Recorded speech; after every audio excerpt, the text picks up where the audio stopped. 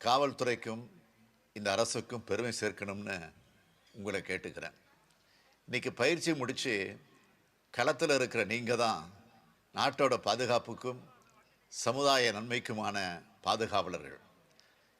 எந்த எதிர்பார்ப்புகளும் இல்லாமல் பொதுமக்களை நேசிக்கிறது, சாதி மத வேறுபாடுகளை கடந்து எந்தவித பாகுபாடும் காட்டாமல் சட்டத்தின் முன் எல்லோரையும் சமமாக நடத்துறது, சட்டத்தை மீறுகிறவர்களுக்கு சிம்ம சொப்பனமாக விளங்குறது, இது போன்ற காரணங்களால் தான் காவல்துறையை பொதுமக்களின் நண்பன்னு குறிப்பிடுகிறோம். அதுக்கேற்ற மாதிரி நீங்கள் பணியாற்றணும். காவல் நிலையத்துக்கு வர்ற ஒவ்வொரு பாதிக்கப்பட்ட நபர்கிட்டையும் ஆறுதலாக பேசி அவங்க கோரிக்கைகளுக்கு செவிமடுத்து உடனடி நடவடிக்கை மேற்கொண்டு காவல்துறைக்கும் சமூகத்துக்கும் இடையேயான உறவை வலுவாக்கணும்.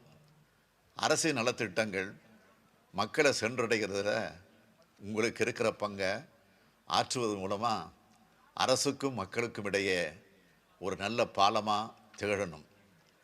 தொழில்நுட்பத்தை ஒரு ஆயுதமாக பயன்படுத்தி குற்றங்கள் நடக்கிறதுக்கு எந்த விதத்திலையும் அனுமதிக்காமல் முன்னெச்சரிக்கை நடவடிக்கைகளை மேற்கொள்ளணும்னு கேட்டுக்கிறேன். நல்லாட்சியின் இலக்கணம் என்பது மக்களுக்கு அமைதியான வாழ்க்கையை அமைச்சு தர்றது தான். அப்படிப்பட்ட வாழ்க்கையை நம்ம அரசு அமைச்சு தந்திருக்கு. அதுக்கு நீங்கள் ஒவ்வொருத்தரும் உறுதுணையாக இருக்கணும். குற்றமற்ற சமுதாயத்தை நாம் உருவாக்கணும். குற்றவாளிகளுக்கு தண்டனை பெற்றுத்தர அதே வேளையில் சட்ட பரிபாலனைகள் மற்றும் முன்னெச்சரிக்கை நடவடிக்கைகளால் குற்றங்கள் நடக்காமல் தடுக்கிறதுலையும் நீங்கள் முனைப்பு காட்டணும்.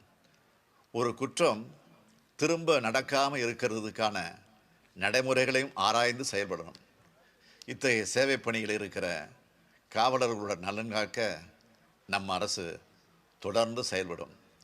இங்கே வந்திருக்கிற பயிற்சி காவல்துறை கண்காணிப்பாளர்கள் மற்றும் உதவி ஆய்வாளர்களோட குடும்பத்தினர் மற்றும் நண்பர்களுக்கும் என்னோட உளமார்ந்த பாராட்டுக்களை தெரிவிச்சுக்கிறேன்.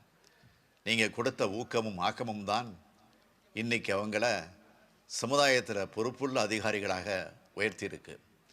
இவங்களை இந்த நிலைக்கு கொண்டு வர அயராது உழைச்ச பயிற்சியகத்தின் காவல் உயர் அதிகாரிகள், அனைத்து அதிகாரிகள், மருத்துவக் குழு, அமைச்சு பணியாளர்கள், காவல் வீட்டு வசதி வாரிய அதிகாரிகள், வாத்தியக்குழு உள்ளிட்ட அனைவரையும் நான் மீண்டும் பாராட்டுகிறேன்.